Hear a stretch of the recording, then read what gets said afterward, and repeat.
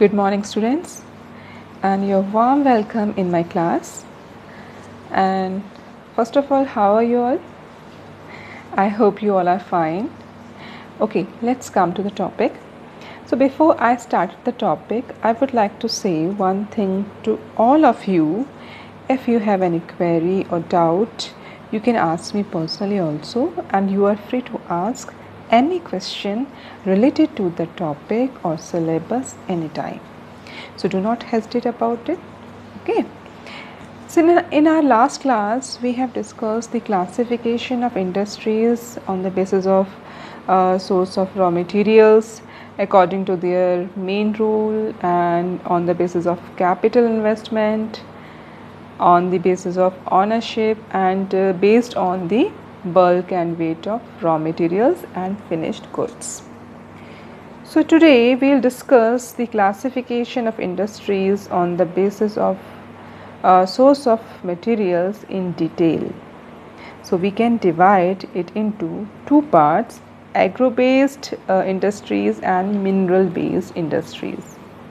And now we are discussing about those industries which are based on agricultural raw materials, and these are called agro-based industries also. So here you can see the flow chart of agro-based industries, and these are the examples of agro-based industries like cotton textiles, jute textiles, silk textiles, woolen textiles, sugar mills, and edible oil mills. So we will take first textile industries, and before this I want to ask a question to all of you. What do you mean by the textile industry? Any guesses? No. Okay, no problem.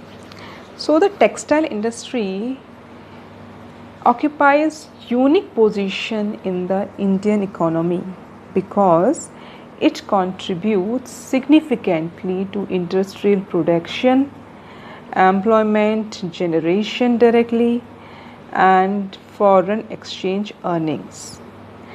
And it is the only industry in the country which is self-reliant and complete in the value chain from raw material to the highest value added products. So textile industries वो industry है हमारी country की जो कि आत्मनिर्भर है, और कह सकते हैं कि पूरी तरह से जो रॉ मटेरियल होता है, इनका जो प्रोडक्शन है या इनकी जो कीमत है या इनकी जो वैल्यू है, it is depend on the raw material only. अगर रॉ मटेरियल इनको प्रॉपरली मिलेगा, अच्छी क्वालिटी का मिलेगा, सो ये it can grow very fast और बहुत जल्दी ये इंडस्ट्रीज़ जो हैं डेवलप करती हैं.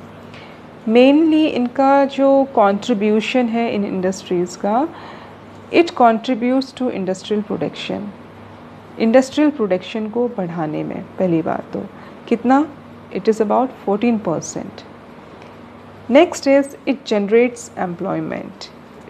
ये ऐसी इंडस्ट्रीज़ हैं जो ज़्यादा से ज़्यादा लोगों को एम्प्लॉयमेंट जो है प्रोवाइड कराती हैं.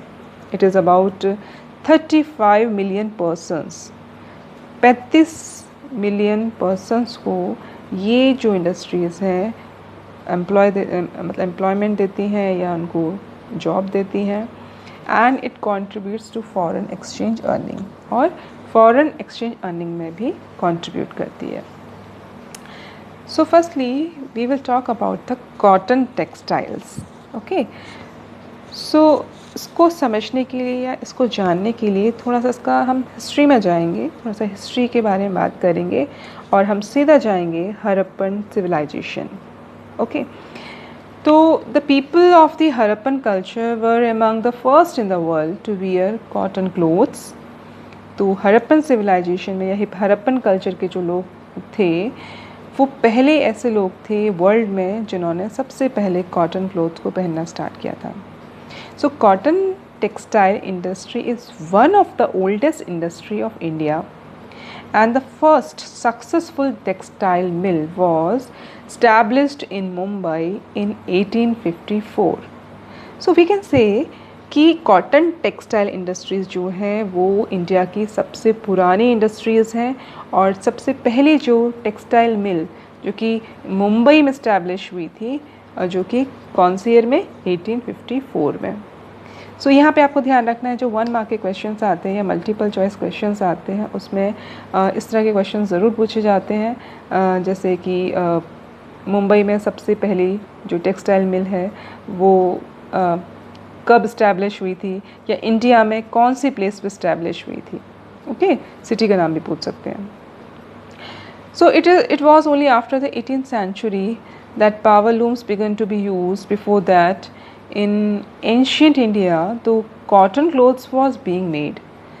This textile was produced with hand spinning and handloom weaving techniques. The cotton textile industry has been a pioneer industry and the second largest in the world. Cotton textile industries जो हैं वो second largest industries हैं world की। अगर हम बात करते हैं 18th सेंचुरी की, जब हम पावर लूम्स उस वक्त नहीं थे, हम उस वक्त यूज़ नहीं किया करते थे, तो उस प्राचीन समय में कॉटन क्लोथ्स जो है स्पिनिंग करके या जो हैंडलूम वीविंग टेक्निक्स थी उनके थ्रू जो है कॉटन क्लोथ्स को तैयार किया जाता था। But today cotton textile mills are spread over 80 towns and cities of India.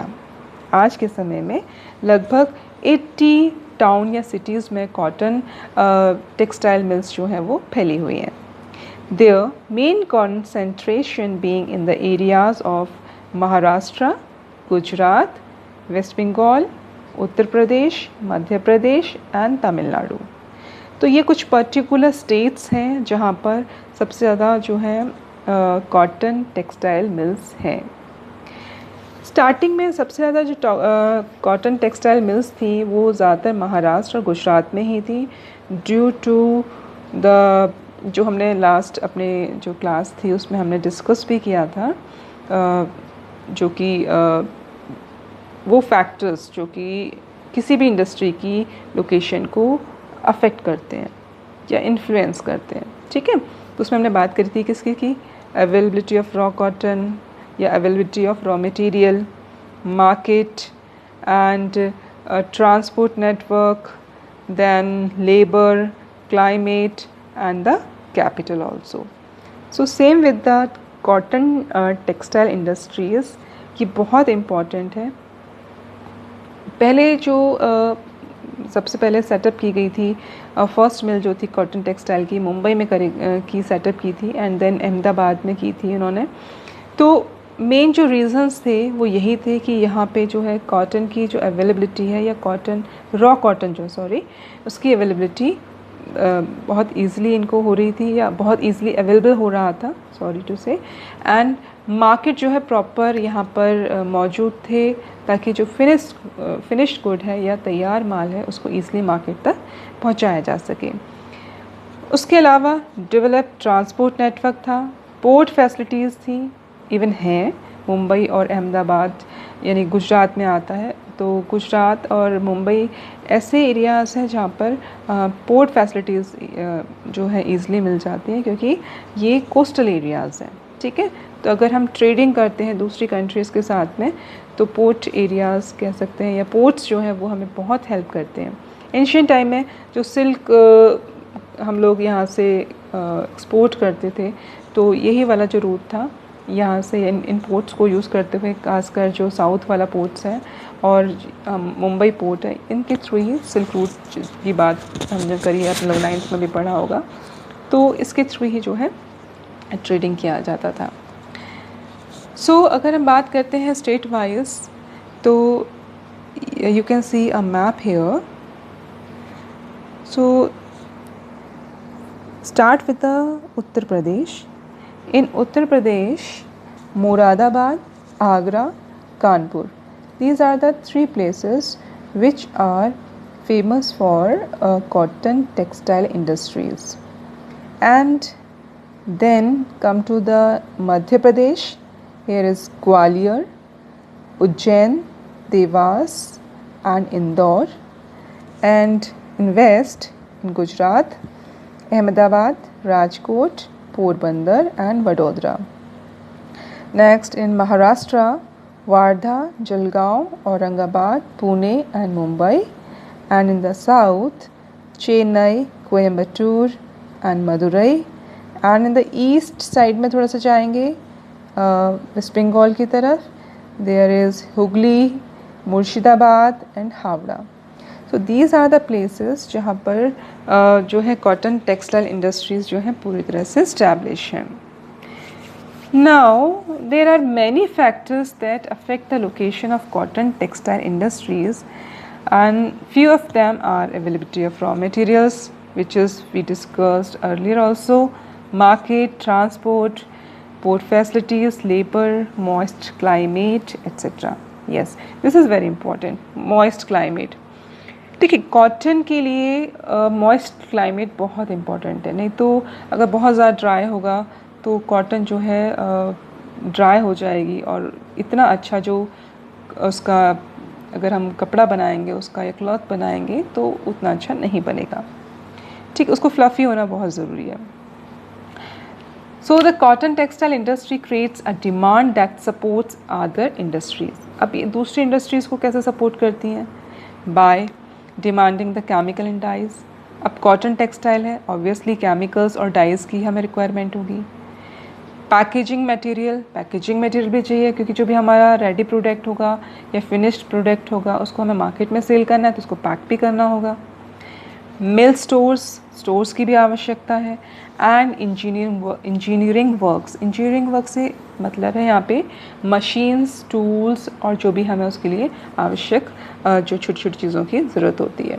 ठीक है, so these are very important और इसकी वजह से दूसरे जो इंडस्ट्रीज़ हैं उनको भी बिजनेस मिलता है.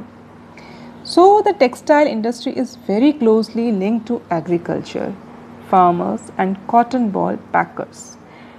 टेक्सटाइल इंडस्ट्री जो है वो एग्रीकल्चर से भी बहुत ज़्यादा रिलेट करती है या लिंक करती है, क्योंकि फार्मर्स हैं उनको जब फार्मर्स ग्रो करते हैं कॉटन को और वो सेल आउट करते हैं तो इकोनॉमिकली वो थोड़ा सा उभर पाते हैं या एक तरह से उनकी इनकम होती है. एंड बात करें अगर पैकर्स की तो वो लोग कॉटन बॉल को पैक करते हैं तो उनको बिजनेस मिलता है. And it also engages people in ginning, spinning, weaving, dyeing, designing, packaging, tailoring and stitching also. So these are some points about the cotton textile mills कि कौन कौन सी states हैं या कौन कौन से cities हैं जहाँ पर cotton textile mills हैं. दूसरा, कौन कौन से factors हैं जो cotton textile industries को affect करते हैं उसके बारे में बात करी. अगर हम बात करें यहाँ पर जो हमारे दूसरे कंट्रीज़ हैं तो इंडिया जो है, क्योंकि यहाँ पे कॉटन जो है काफ़ी प्रोड्यूस किया जाता है, सो इंडिया क्या करता है कॉटन यार्न या कॉटन से बने जो कपड़े हैं या मटेरियल है एक्सपोर्ट भी करता है. ठीक है, अब किसको एक्सपोर्ट करता है? India exports yarn to Japan and cotton goods to the USA, UK, Russia, France, East European countries, Nepal, Singapore and Sri Lanka and African countries. So these are the countries जिनके साथ ये trading करता है for cotton. So our cotton industry has some major drawbacks.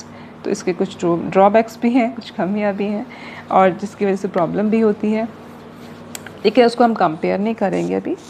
तो अब हम आगे बात करेंगे किस तरह की जो प्रॉब्लम्स हैं या किस तरह की जो इश्यूज़ हैं वो फेस करते हैं cotton textile industries. Okay, so here you can see again one more flow chart of problems associated with the cotton industry. तो first problem is scarcity of good quality of cotton, especially long staple cotton. देखिए, अच्छी quality का जो cotton होता है, जिसका यह जो कॉटन है वो मतलब उसकी रेशियो अगर हम देखें, रेशियो की अगर हम बात करते हैं, लंबे लंबे रेशियो होते हैं, तो उसको उससे यान बनाने में इजी होता है और अच्छा क्वालिटी का होगा तो वो अच्छी क्वालिटी का कपड़ा भी बनेगा और बहुत अच्छा मज़बूत कपड़ा बनेगा, ठीक है। लेकिन अच्छी क्वालिटी का कॉटन की कमी की वजह से कॉटन टेक्सटाइल इंडस्ट्रीज़ को जो है ये प्रॉब्लम फेस करनी पड़ती है, उसकी कमी उनको फेस करनी पड़ती है, जिसकी वजह से इस टाइप का जो क्लॉथ है वो कॉस्टली होता है, उसकी जो कॉस्ट है बहुत बढ़ जाती है, ठीक है। Second is erratic power supply. Power supply किसी भी इंडस्ट्रीज़ के लिए, कोई भी इंडस्ट्री हो उसके लिए बहुत ज़्यादा इम्पॉर्टेंट है। So for the cotton textile also, तो पावर सप्लाई नहीं होगी तो मशीन्स कैसे काम करेंगी, लूम्स कैसे काम करेंगे, है ना। तो इसलिए power supply is also very important. Next is stiff competition with synthetic fibre industry. Yes, आज के टाइम पे अगर हम देखें तो आर्टिफिशियल फाइबर जो है बहुत ज़्यादा चलन में है, लाइक पॉलिस्टर, रेयन, नायलॉन, बहुत सारे आर्टिफिशियल फाइबर्स जो है वो आ गए हैं और जो कि बहुत चीप हैं और इजीली अवेलेबल हो जाते हैं और लाइट वेटेड भी होते हैं। तो कॉटन टेक्सटाइल इंडस्ट्रीज़ जो है उनके लिए ये कंपटीशन बहुत ज़्यादा बढ़ गया है, क्योंकि कॉटन थोड़ा सा आर्टिफिशियल फाइबर के मुकाबले थोड़ा सा कॉस्टली रहता है, दैट्स वाई। तो ये कंपटीशन को फेस करना पड़ता है, ठीक है, जिसकी वजह से उनको इकोनॉमिकली थोड़ा सा लॉस भी हो जाता है some time. Next is low productivity of labour. Yes, कोई भी इंडस्ट्री है, इवन जूट इंडस्ट्री हुआ, शुगर इंडस्ट्री हुआ, कोई भी इंडस्ट्री है, उसके लिए इट इज़ वेरी इम्पॉर्टेंट कि जो लेबर है वो सस्ते में मिल जाए और लेबर जो है बहुत स्किल्ड हो, स्किल्ड लेबर, और बहुत चीप मिल जाए उनको, सस्ते में, ज़्यादा उनको पे ना करना पड़े। तो ऐसे में ये बहुत इम्पॉर्टेंट है कि लेबर जो है आसपास ही मिल जाए, आसपास के एरियाओं से ही मिल जाए, ताकि उनको ट्रांसपोर्ट का बचेगा और वो सस्ते भी पड़ेंगे। एंड वो स्किल्ड होना बहुत आवश्यक है। अगर वो स्किल्ड नहीं होंगे तो काम प्रॉपरली कर नहीं पाएंगे, उनको काम सिखाने में बहुत सारा टाइम निकल जाएगा। तो ये बहुत ज़रूरी है किसी भी इंडस्ट्री के लिए। Next is obsolete machinery. Obviously बिना मशीनों के काम कैसे होगा, तो प्रॉपर मशीनें हों, अच्छी मशीनें हों, अच्छी मॉडर्न टेक्नोलॉजी वाली मशीनें हों तो हमारा काम जल्दी होगा और प्रोडक्शन ज़्यादा होगा, और जिसमें हमें ह्यूमन लेबर जो है उसका जो है ज़्यादा उसको इन्वॉल्व नहीं करना पड़ेगा, क्योंकि मशीनों द्वारा काम हो जाएगा। So this type of problems जो है वो कॉटन टेक्सटाइल इंडस्ट्रीज जो है वो फेस करती हैं। क्लियर? सो एक और चीज़ मैं बोलना चाहूँगी कॉटन टेक्सटाइल से रिलेटेड कि जो हमारे 1920 की बात करते हैं, खादी मूवमेंट लॉन्च किया गया था, जिसका एजेंडा था कि स्वदेशी चीज़ें जो हैं उनको ही अपनाएं, और मेन मुद्दा ये था कि स्वदेशी चीज़ें तो आपको अपनानी है, उसके अलावा हमारे कंट्री के जो लोग हैं उनको एम्प्लॉयमेंट मिले और वो इंडिपेंडेंट बने, ठीक है, मेन मुद्दा उनका ये था। तो इसके लिए जो है चरखे हैं या तकलीस हैं उनको यूज़ किया गया। कारपेंटर्स या ब्लैक स्मिथ्स जो होते हैं उन्होंने चरखे बनाए, तकलीस बनाई, ताकि लोग इंडिपेंडेंट हों, अपना काम खुद करें और उनको खुद अपना काम करके अर्निंग हो, ठीक है। और चाहे वो वीवर्स हैं, प्रिंटर्स हैं, डायर्स हैं, टेलर्स हैं, सब मतलब मिलके उन्होंने काम किया और इस चीज़ को ये जो खादी मूवमेंट जो था इसको आगे बढ़ाया था, ठीक है। तो ये आपने पहले भी सुना होगा इसके बारे में। सो यहाँ पे हमने बहुत सारी चीज़ें बात करी कॉटन टेक्सटाइल से रिलेटेड। एक बार मैं आपको वापस से रिकैपिचुलेट करूँगी, एक बार छोटा सा रिवीजन करेंगे, क्विक रिवीजन। सबसे पहले हमने बात करी थी